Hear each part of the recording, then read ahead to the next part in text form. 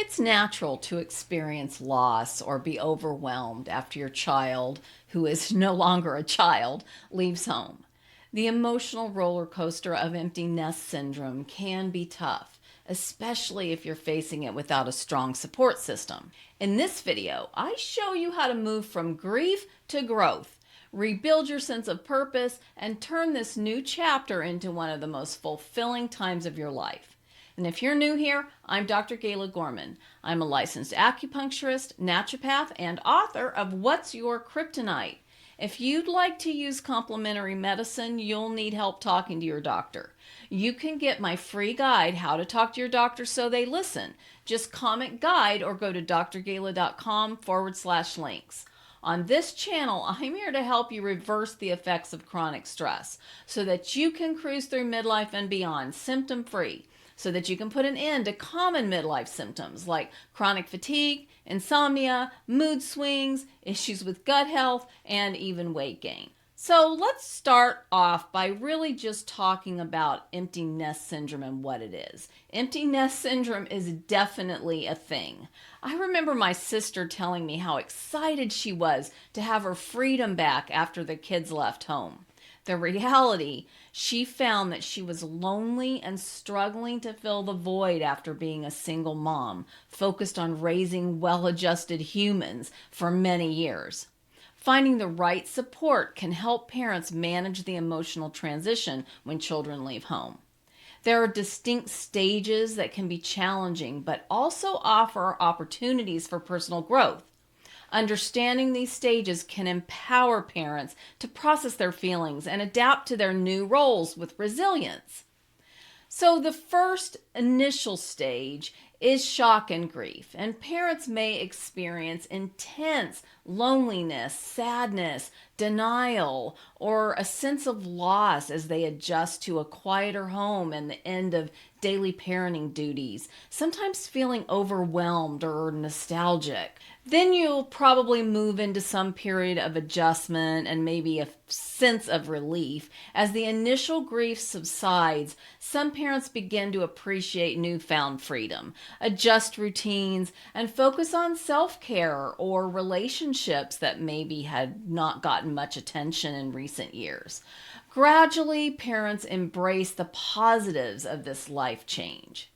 Next, we move to acceptance and renewal, and this is really where the power lies. Over time, acceptance sets in. This allows parents to find fulfillment in their children's independence and to pursue personal interests, growth, and a renewed sense of purpose in their own lives.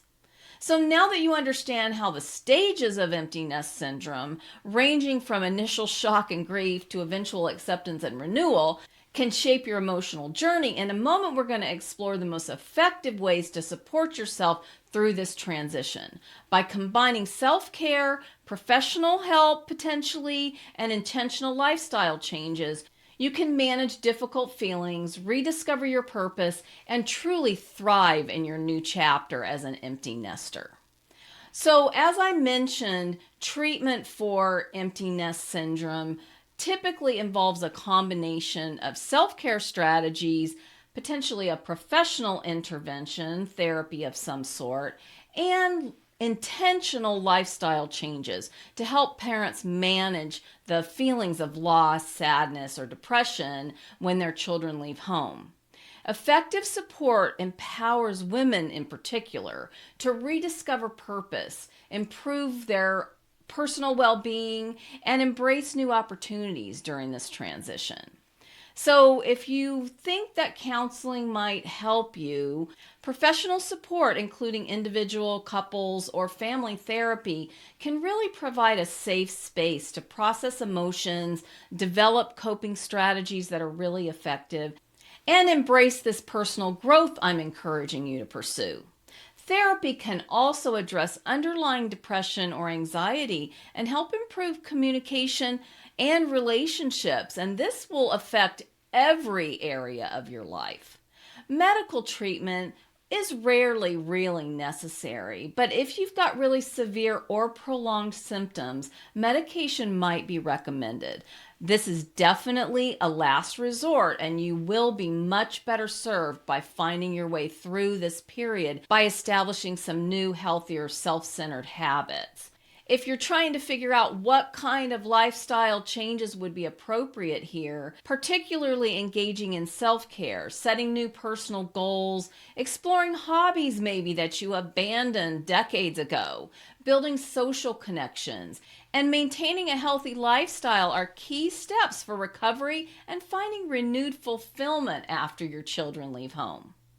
So we've covered quite a few types of support that will help, along with some lifestyle changes that you can use to manage the challenges of empty nest syndrome and start feeling like yourself again. But the journey doesn't end there. Next, let's look at how this transition can actually become a springboard for personal growth, helping you rediscover passions, set new goals, and build a vibrant, fulfilling life beyond the parenting years. Empty nest syndrome is one of the countless ways stress creates symptoms and other health issues, especially during midlife.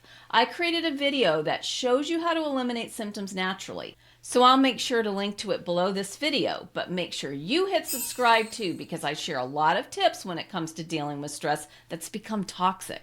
Relieving the nasty symptoms stress creates makes cruising through midlife a breeze. And remember, you can get my free guide, Talk to Your Doctor So They Listen. Just comment guide or go to drgala.com/links.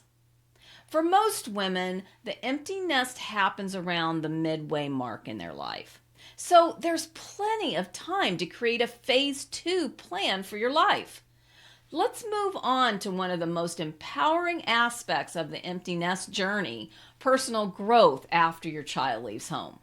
This is your chance to rediscover passions, set new goals, and create a life that's not just fulfilling, but truly your own. You can turn this new chapter into an inspiring time of self-discovery and renewed purpose. In research from 2004 published in Psychological Inquiry, it's shown that individuals often experience significant personal growth like increased appreciation for life, stronger relationships, and a deeper sense of meaning after coping with traumatic or highly stressful events. The study highlights that positive changes commonly observed include enhanced personal strength, new possibilities in life, improved relationships with others, greater spiritual or existential appreciation, and a redefined sense of purpose. The research emphasizes that growth is facilitated by effective coping strategies, resilience building, and supportive environments, showing that periods of loss or crisis can ultimately lead to renewal and fulfillment. That's what I'm talking about here. Personal growth after the empty nest phase is an opportunity for parents to rediscover themselves, pursue new passions, and create a fulfilling life beyond the parenting role. Embracing the stage with intentionality can lead to renewed purpose, stronger relationships, and enhanced well-being. You need to use this time to revisit old interests or try new activities like painting. I will say after my first divorce, that was divorce number 1. We don't have to go through that in this video. I tried to take up painting and it was really an experience and it didn't last very long, but I had to pat myself on the back for at least giving it a try, trying something that I had never really given any attention or effort to. I knew I wanted to pursue more creative endeavors, and painting seemed like a natural, but it turned out I much prefer writing. You may be into gardening. I went through a gardening phase as well, and I planted far too many plants in a very small area. I was trying to channel my maternal grandfather, who was a fantastic organic gardener before organic gardening was a thing. and I planted far too many plants. And then when they all started coming up at the same time, I didn't have the heart to decide which ones were going to get pruned. An easier transition might be traveling. Maybe you have put off traveling, exploring the world, and that's something you've always loved to do.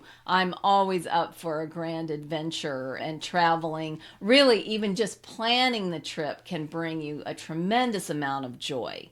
These activities really can help redefine your identity outside of being a parent. My 90-year-old mother-in-law still bowls with her league every week. And if we try to call her, she rarely picks up the phone. And when we finally get her on the call, she says, "Oh, I'm busy. I don't have time to, sit around and shoot the poop with you guys on the phone." So we really can make sure that we're filling our lives with things that we enjoy and that are actually helping us to keep our brain active and keep us socially engaged. So it's just important to remember here to establish personal goals, focus on physical and mental health, and practice mindfulness or self-reflection to foster resilience and create a sense of direction for the future.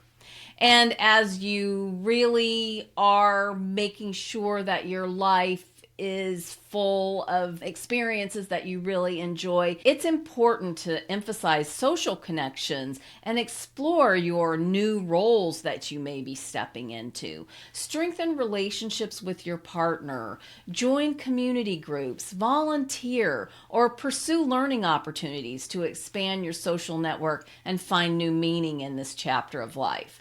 And if your best efforts to live a healthy lifestyle and do all the things you've been led to think are supposed to work aren't getting the job done, you may even be feeling like you take 2 steps forward and 3 back.